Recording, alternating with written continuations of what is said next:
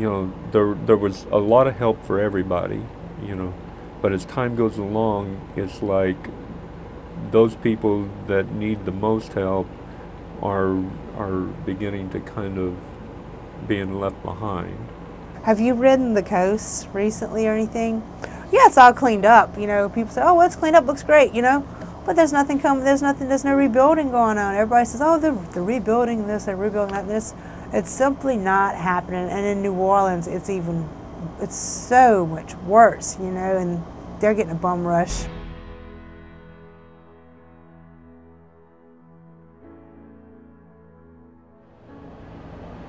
I got caught in it, That was something I never experienced. I helped some people, I pulled some people out, I tried to do what's right there. I could have just left and just didn't matter, didn't care about nobody else but myself, but something just made me stay. And to this day, I still, I think it was the Lord, I don't know. But maybe just kind of person I am. I help anybody if I can. It was a time I was pulling through the water, I slipped and went up under the boat, I almost drowned. I couldn't find my daughter. Well, my husband was leaving, and I told him I wasn't. And he said, "Well, I'll come back and bury you." I said, "Well, I'll leave if they tell me it's mandatory, then we'll leave." I said, "But if my kids don't go, I'm not going. I'm not leaving nobody behind. We either all go or we all get buried at the same time." They called and told us that we had to leave, and I was helping. We had a lot of everybody over here picking up stuff and bringing in stuff, and I went into the house and I asked my husband, I said, "Where are you going?" He says, "Well, we have to evacuate."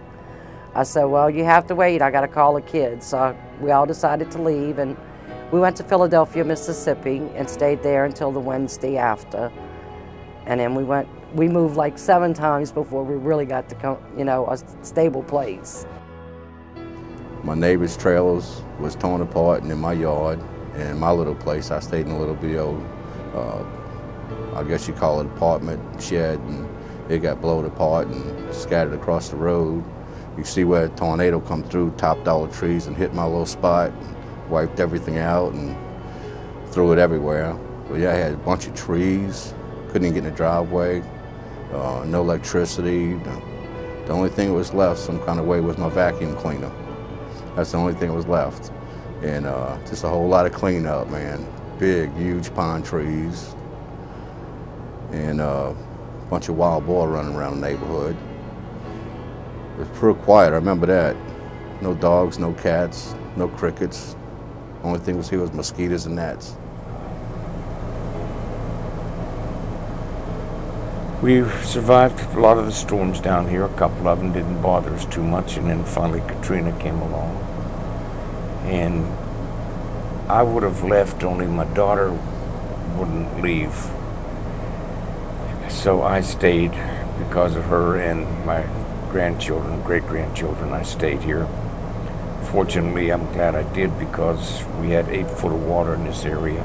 I have an attic, they do not. 13 of us were up in my attic, 13 of us and 2 dogs for 2 days.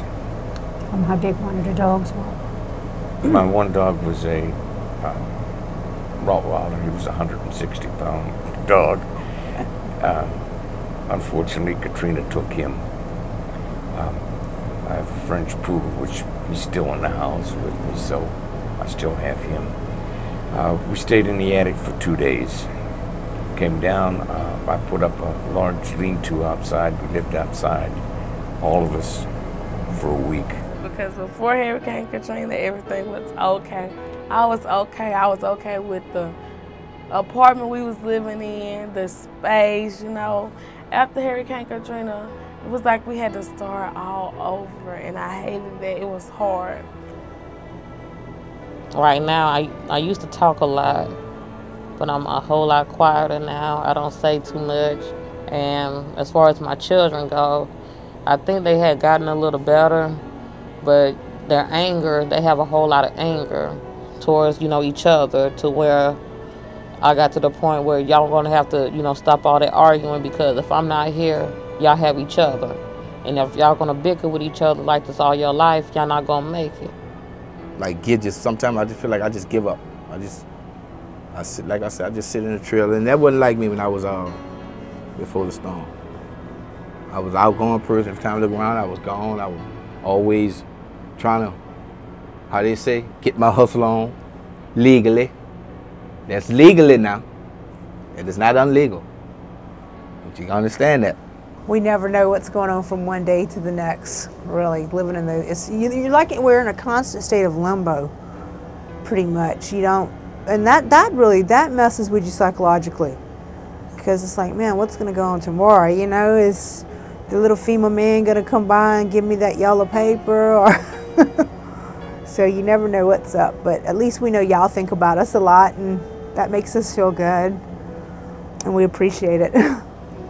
I was just in shock that they had so many people at CAD, you know, that riding around, you know, old ladies that knitted blankets together and quilts, and you know, I've never seen anybody do that before, and you know, because this place really wasn't like that before the hurricane. Everybody stuck to themselves, and you know, didn't really mingle that much. But after the hurricane, everybody mingled. You know, it's everybody had, and if somebody give them something and they got too much, they'd pass on down to the next person that needed something. You know, everybody was open hands. It was pretty good. It was a good feeling. Now you hear people complaining about, you know, not getting this or not getting that,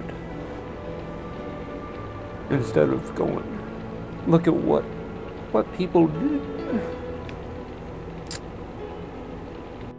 Just because you hit a bump in the road and you think you've been forgotten, you just can't give up.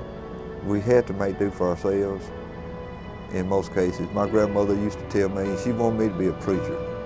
Well, I never did make the preacher business, but I didn't turn into a car salesman either.